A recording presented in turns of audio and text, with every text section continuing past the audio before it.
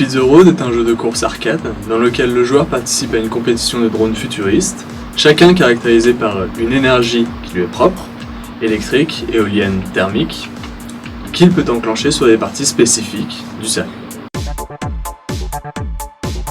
Notre objectif initial était de créer un jeu de course mixé à un puzzle game, axé sur des sensations fortes, où le circuit devenait un gigantesque puzzle que le joueur construisait lors de sa progression.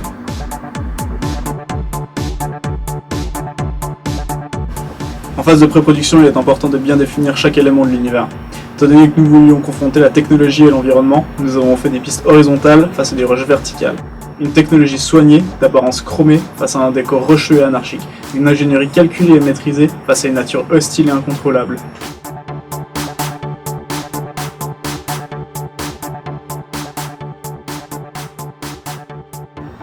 Donc au niveau des vaisseaux, il a fallu bien différencier les trois entités différentes en fonction de leurs caractéristiques, de manière à ce que le joueur les identifie directement. Nous avons donc dû designer trois types de drones, ayant chacun sa propre modulation. Donc concernant les vaisseaux, le plus gros dilemme ça a été de penser à leur construction 3D en fonction de leur modulation. Dans un premier temps, on a décidé de créer deux modèles pour chaque vaisseau, le premier en forme de base et le deuxième en forme modulée. Cette technique nous a permis de gagner du temps et du process en créant deux mèches poly différents et en donnant l'illusion qu'il n'en existait qu'un seul, qui se transformait grâce à l'animation et aux FX. En ce qui concerne l'environnement en 3D, le challenge était de trouver un juste milieu entre la vitesse de déplacement et les textures. Pour résoudre ces problématiques, on a simplifié les détails des textures qui étaient parfois trop chargés et qui nuisaient à la visibilité. Pour la réalisation des roches, on s'est concentré sur les silhouettes afin de créer des formes à la fois lisibles, détaillées et dynamiques.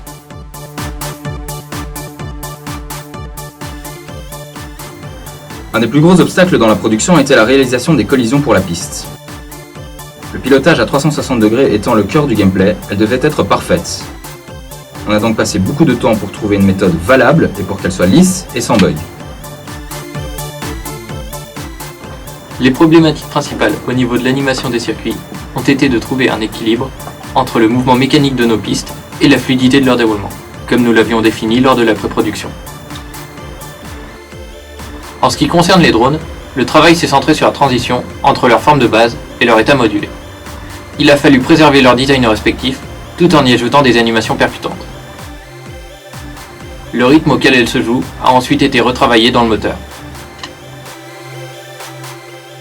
L'interface devait être lisible, graphique et immerger le joueur dans le jeu, tandis que le menu, se déroulant dans la carte mère, devait quant à lui initier le joueur à un univers modulable et high-tech.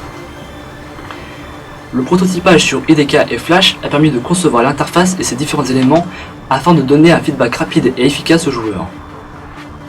La jauge de vitesse, le compteur de tour et le compteur de position nous ont posé des problèmes que nous avons surmontés grâce au script de Flash et au Kismet de DK.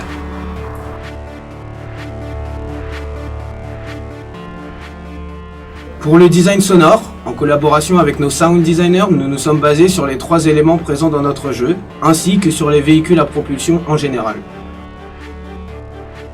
La musique se devait donc d'être rythmée et électronique afin de coller à notre expérience de jeu. Ce qui était primordial durant la création des FX, c'est de coller au visuel de pré-production et aux documents de game design. Dans notre production, les FX sont particulièrement importantes car elles rendent un feedback aux joueurs.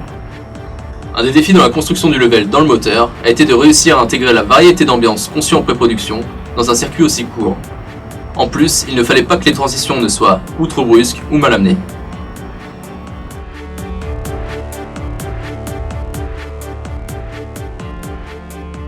À partir du moment où on a eu l'idée finale de gameplay, l'adhésion aux surfaces est devenue notre principale préoccupation. À ce moment-là, la physique du DK a rapidement montré ses limites. En effet, la notion de tube imposait le fait de se déplacer sur toutes les surfaces, et c'est après plusieurs recherches qu'on a trouvé le Sonic Game Development Kit qui nous a permis de résoudre ce problème.